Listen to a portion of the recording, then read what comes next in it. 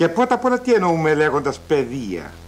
Την πληροφορία, την τεχνική, το δίπλωμα εξειδίκευσης που εξασφαλίζει γάμο, αυτοκίνητο και ακίνητο με πληρωμή την πλήρη υποταγή του εξασφαλιστέντος για την πνευματική και ψυχική διάπλαση ενός ελεύθερου ανθρώπου με τεχνική αναθεώρησης και ονειρικής δομής, με αγωνία απολευθέρωσης και με διαθέσεις μιας υπτάμενης φυγής προς τ' άστρα.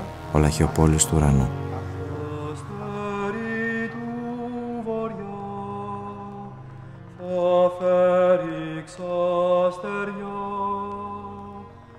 Μα πριν φανεί μέσα απ' το πέλαγο πανί, θα γίνω κύμα και φωτιά, θα σ' αγκαλιάσω ξενιτιά.